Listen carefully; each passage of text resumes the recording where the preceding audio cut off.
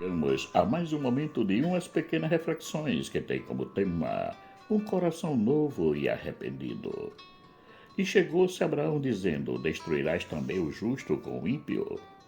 Essa pergunta Abraão dirigiu ao Senhor nosso Deus, e não só isso, mas estabeleceu um diálogo no qual questiona o Senhor sobre o como ele reagiria diante de tanta iniquidade e começa a perguntar-lhe: se houver 50, 45, 30, 20 e 10 justos, respectivamente, na cidade, se o Senhor a destruiria.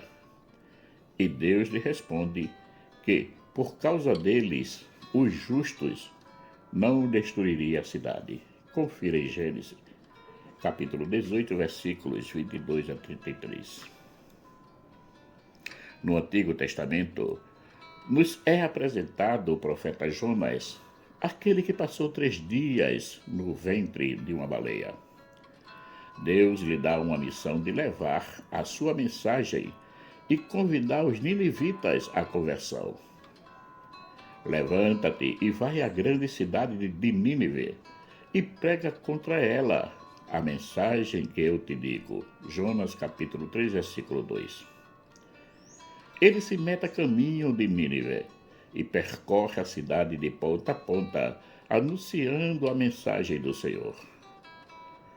Os ninivitas, ouvindo o que Jonas lhes dizia, acolheram e arrependeram-se, colocando-se em atitude de penitência.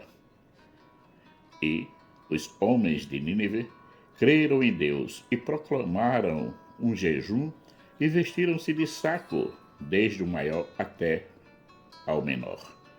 Jonas, capítulo 3, versículo 5. Inclusive o rei também aderiu à penitência. Esta palavra chegou também ao rei de Nínive, e ele levantou-se do seu trono e tirou de si as suas vestes, e cobriu-se de saco, e sentou-se sobre a cinza. Jonas, capítulo 3, versículo 6.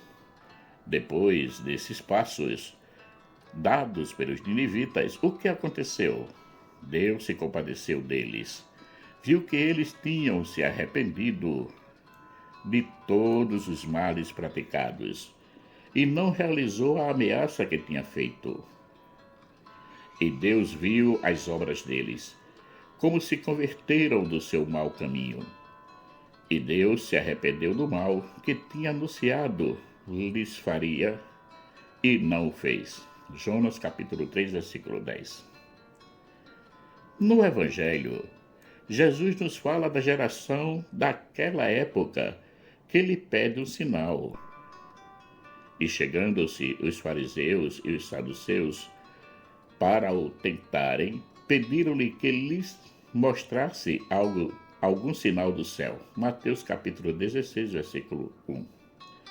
E que a chama de uma má geração. E, de consequência, lhe nega esse sinal.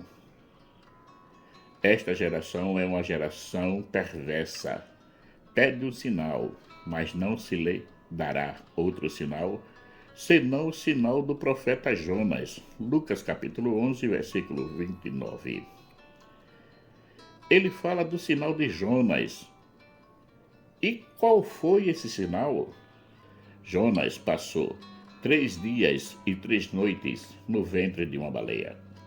Pois como Jonas esteve 3 dias e 3 noites no ventre da baleia, assim estará o Filho do Homem 3 dias e 3 noites no seio da terra. Mateus capítulo 12, versículo 40. Esse período de 3 dias e 3 noites no ventre da baleia, Jesus o equipara ao seu momento do sepulcro, onde ficará também 3 dias e 3 noites até ressuscitar. A diferença de Jonas para Jesus é que, depois que a baleia expulsou Jonas do seu ventre, esse foi chamado por Deus para ir a Nínive, levar uma mensagem de conversão. E ele foi, inclusive conseguiu êxito na sua missão. Já Jesus, mesmo fazendo todos os milagres, curas e expulsões de demônio, não chegou a conquistar a todos. Muitos, inclusive no meio dos discípulos, tinham dúvida quanto à sua pessoa. Por isso que ele chama de uma geração má, que apesar de terem visto tudo o que ele fez, ainda duvidavam. E Jesus disse: os homens de Nínive se levantarão no juízo com esta geração e a condenarão, pois se converteram com a pregação de Jonas. E eis aqui está quem é maior do que Jonas. Lucas capítulo 11, versículo 32. Isso não é uma ameaça, mas uma constatação, porque os ninivitas dirão: nós tivemos a voz de um profeta e a escutamos, enquanto que vocês tiveram a própria palavra de Deus em pessoa e não a escutaram. E hoje, como estamos nós? A nossa fé é sólida ou ainda busca sinais? Segundo a nossa experiência de vida, muitas vezes nós queremos um sinal, principalmente quando nos sentimos distante de Deus. Isso faz parte da nossa natureza humana fragilizada pelo pecado. Hoje não temos Jesus em pessoa, mas o temos espiritualmente. E como a igreja nos ensina, temos também presente na sua palavra, na Eucaristia e no irmão. Temos ainda todo o material da tradição cristã que nos garante e nos mostra como foi a vida de Cristo aqui na terra. A nossa fé em Cristo deve ser estável, isto é, sem vacilos, independente da situação em que nos encontramos. A nossa fé será sempre a mesma, terá a mesma intensidade. Os homens da época de Jesus lhe pediam um sinal, porque queriam que Deus autenticasse as suas ações, os seus milagres e curas. Hoje nós pedimos um sinal porque vemos tantos males acontecendo e começamos a nos perguntar por que Deus permite tais coisas. Esquecemos que os autores de todos esses males é o nosso próprio coração, que está fechado para Deus. Nós, seres humanos, somos os provocadores de tudo que acontece de mal no mundo. Como nós não assumimos os nossos erros de cara, primeiro tentamos transferi-los para os outros. Só quando não conseguimos e que não temos mais jeito é que os assumimos. Quantas vezes nos pegamos perguntando: por que Deus deixa acontecer isso? Como se fosse Ele o responsável. O que devemos fazer para merecer a misericórdia de Deus? Devemos ter como exemplo os ninivitas e não os fariseus e doutores da lei. Os ninivitas humilharam-se e se arrependeram dos seus pecados, fizeram penitências e voltaram os seus rostos e os seus corações para Deus. Enquanto os fariseus e os doutores da lei, ao contrário, sentiram-se superiores, procuraram colocar Jesus à prova. Eis aí a diferença. Um povo viveu a humildade e conquistou a misericórdia. O outro, soberba e vaidades, e lhe foi negado um sinal dos tempos. Quais destes dois povos escolhemos como exemplo de vida? Jesus é bem claro. Devemos buscar a humildade, a simplicidade. Em outras palavras, sermos nada para sermos tudo. E isso só podemos alcançar se primeiro convertermos o nosso coração e a nossa alma, isto é, voltarmos completamente para Deus e depois colocarmos em prática a penitência. Nós não podemos ser a geração má e perversa, mas devemos ser a geração de fé, penitência e reconciliação com Deus e com os irmãos. Porque Jesus é o único e grande sinal que existe para nós. Devemos ser gratos a Deus pelas graças e bênçãos que recebemos todos os dias do seu coração de Pai. Também devemos ter gratidão pela graça de ter sempre Jesus presente em meio a nós. Porque onde estiverem 2 ou 3 reunidos em meu nome, aí estou eu no meio deles. Mateus capítulo 18, versículo 20. A nossa fé não pode ser baseada em milagres, O nosso crer em Cristo é livre e espontâneo, sem nenhumas amarras.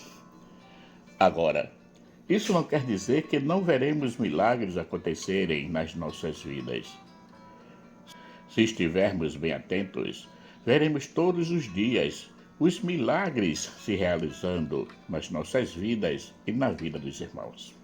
Daqui a alguns dias é carnaval e logo depois, na nossa igreja, inicia o tempo da quaresma, tempo de conversão, penitência e da vivência da caridade concreta.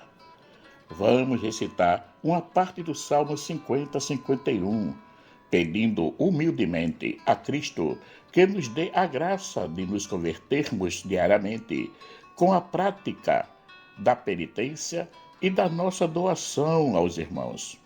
Assim, no final do dia, podemos agradecer a Ele por ter nos tornado uma nova criatura. Ó Senhor, não desprezei um coração arrependido. Tende piedade, ó meu Deus, misericórdia. Na imensidão do vosso amor, purificai-me. Lavai-me todo inteiro do pecado e apagai completamente a minha culpa. Criai em mim um coração que seja puro. Dai-me de novo um espírito decidido.